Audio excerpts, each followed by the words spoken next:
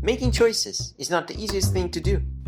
Of course, if you had to choose between chocolate or fruit ice cream, you wouldn't think too much and choose one of them.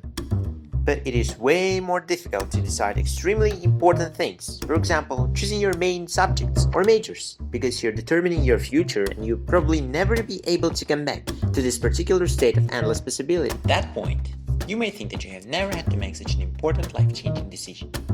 Actually, you have.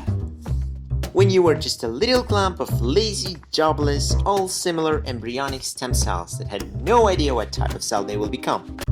Every cell in your body is specialized in a particular job. Red blood cell carries oxygen, nerve cell transmits signals, muscle cell contracts, and you see, your body is a perfect network of specialized cells that work together.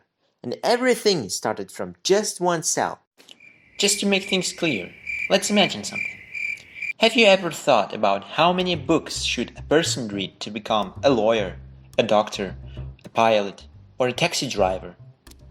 If you collect all these books, instructions, and articles regarding each profession into one, you will create an enormous 250,000 page long book, which will probably be called a universal guide to become anyone.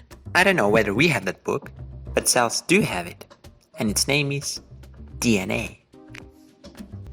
DNA is an instruction to make all the proteins. Proteins control specific reactions and receive specific signals.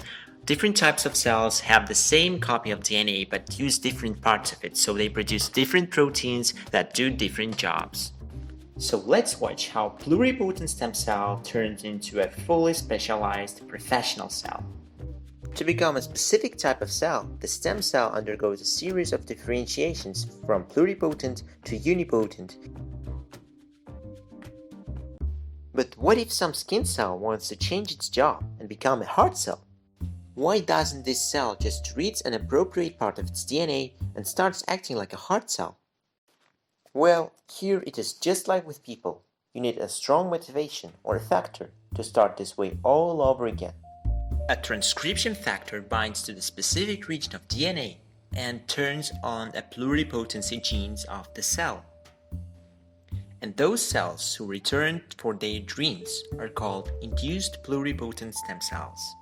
Induced pluripotent stem cells can be used in organ transplantation without the risk of rejection because patients' own cells are used to make an organ. However, it is still early to conduct experiments on humans because the risk of genetic mutation is high, and these cells can become cancer cells. This is the most significant discovery of the past 2 decades, and we will hope that safe use of induced pluripotent stem cells will be implemented in medicine very soon. Thanks for watching, I hope you enjoyed it. Stay safe and never stop dreaming.